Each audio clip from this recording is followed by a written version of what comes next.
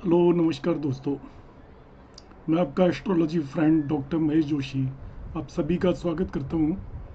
एक और वीडियो में अब आप बात करेंगे हम कुछ कन्फर्मेटिव ज्योतिष सूत्र की। मैं फिर से रिट्रेट या रिपीट करता हूँ, उसी बात को दोहराता हूँ कि आप जब इन सूत्रों को लगाए हैं तो ये आप मानकर चलें कि ये सूत्र लगने वाले हैं। यदि कहीं नहीं नहीं लग पा रहे तो ये समझिए कि हम उन्हें प्रॉपरली लगाने में कामयाब नहीं हो पा रहे हैं।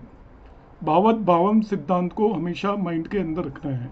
एक भाव से दूसरे भाव के जो फल होते हैं वहाँ पर लग जाएगा, यदि वो लग्न से नहीं लग पा रहे तो। अब सबसे पहले मैं जिस सूत्र की बात कर रहा हूँ, ये सभी बिल्कुल आपको न्यू सूत्रास मिलेंगे कि इफ इन टॉरस और लिब्रा लग्न, मतलब वीनस की यदि लग्न है 2 और 7 साइन लगने के अंदर हो, जब भी 2 और 7 साइन लगने के अंदर हो तो उस केस के अंदर मार्स या मंगल 8th लॉर्ड हो जाता है। यदि 7 साइन भी लगने के अंदर है तो जैसे 2 साइन लगने के अंदर है तो 7th लॉर्ड यहाँ पर मार्स हो गया। यदि मैं 7 साइन को यहाँ पर रख दूंगा तो 7, 8, 9, 10, 11, 12 और 1, तो वीनस या शुक्र की लग्नों में मंगल 7th लॉर्ड होता है। अब उसमें क्या होगा, इन टॉरस और लिब्रा लग्न, Mars and Jupiter together in 10 sign, दोनों मार्स मंगल और गुरु दोनों 10 साइन के अंदर हो, the marriage ends in divorce. शादी का बहुत ही सटीक सूत्र है, मैरिज एंड इन डिवोर्स। अब यहाँ पर आप इतना हल्का सा वो ले सकते हो कि किसी केस में डिवोर्स नहीं हुआ तो मैरिज के अंदर बहुत हाई लेवल की टेंशन्स जरूर होंगी। तो जिस भी नेटिव की यदि वीनस की लग्न है 2 और 7, उसका 7th लॉर्ड मंगल होता है। यदि मंगल और जुपिटर दोनों, ये ध्यान रखना है, यदि 10 साइन के अंदर हो, जुपिटर 10 साइन में नीच का हो जाता है या डेबिलिटेटेड हो जाता है, मार्स 10 साइन में उच्च का हो जाता है, तो मार्स उच्च का और जुपिटर नीच का हो जाएगा। तो आप ऐसा भी मान सकते हो कि शुक्र की लग्नों में यदि एक साथ मार्स और जुपिटर मार्स उच्च का हो जाए और जुपिटर नीच का हो जाए तो वो मैरिज टूट जाएगी और ऐसे नेटिव का डिवोर्स होगा। क्या है देखिए, the married life of the native is not likely to survive for long. आगे जाके दिक्कत आ जाएंगी यदि अभी ठीक चल रही है तो। द रीजन इज दैट, अब रीजन क्या है, जो डेबिलिटेटेड या नीच का गुरु है वो केवल अपने भावों का ही नुकसान नहीं करता, अपने भावों को ही बर्बाद नहीं करता।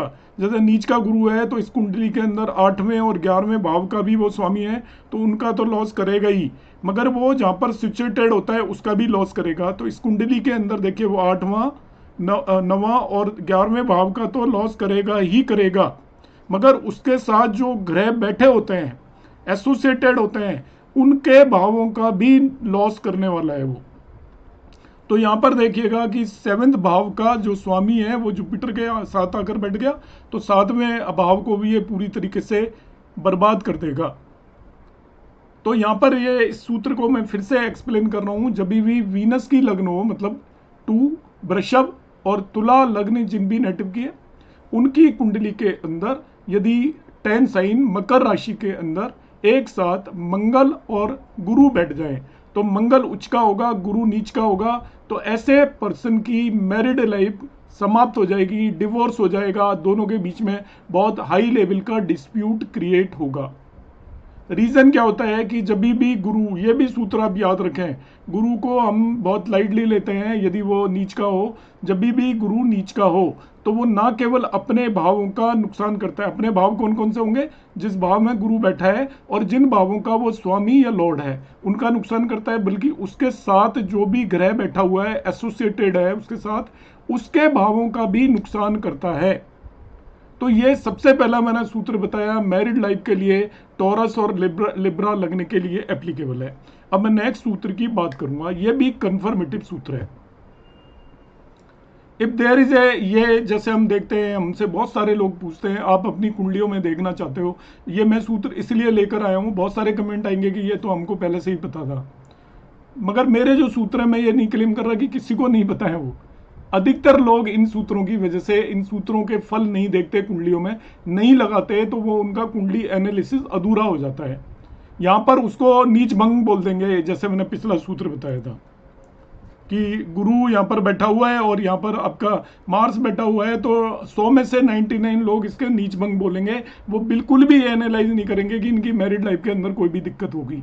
वो कहेंगे उच्च का मंगल बैठा हुआ है और गुरु का नीच भंग हो रखा है, मगर ये यहाँ पर नीच भंग होने के बावजूद भी ऐसे रिजल्ट देगा।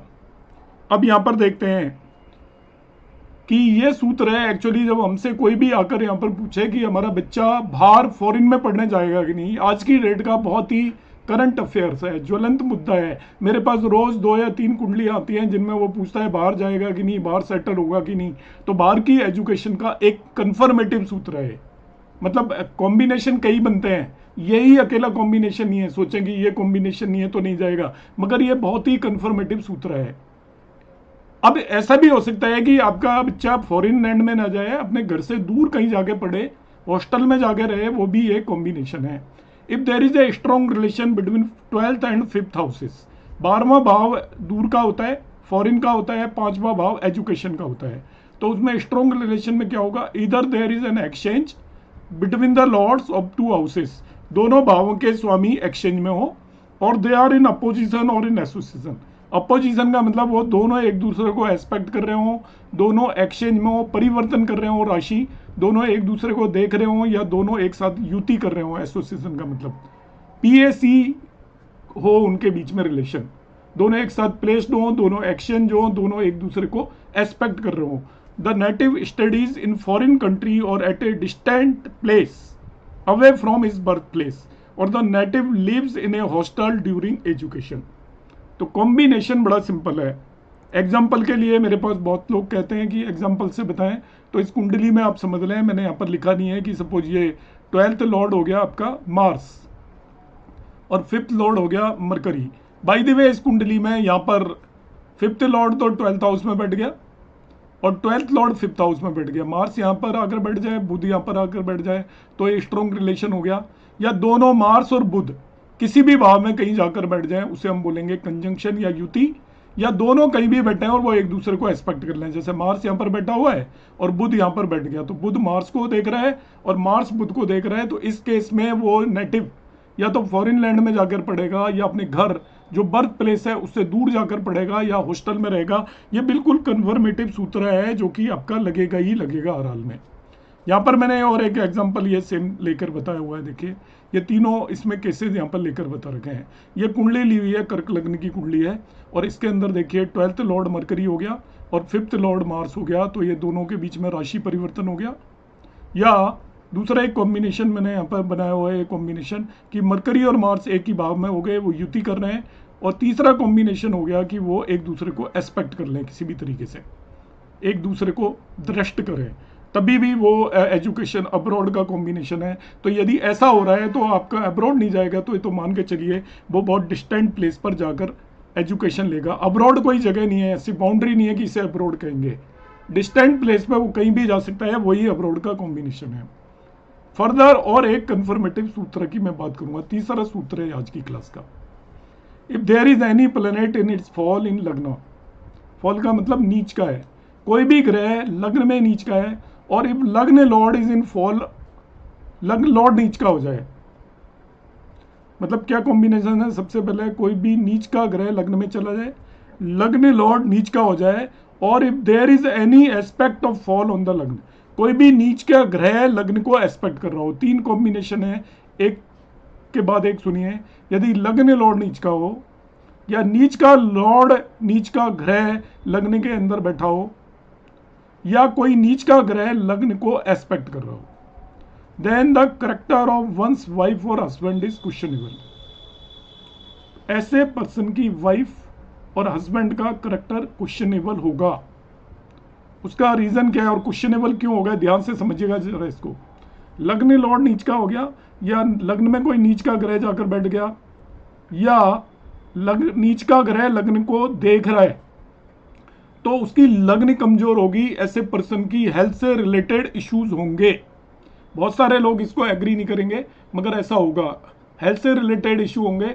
तो हेल्थ से रिलेटेड इशू के केस में वो बेसिकली इस वजह से उसका जो भी लाइफ पार्टनर होगा, स्पाउस होगा, उसका करेक्टर थोड़ा ठीक नहीं माना जाएगा।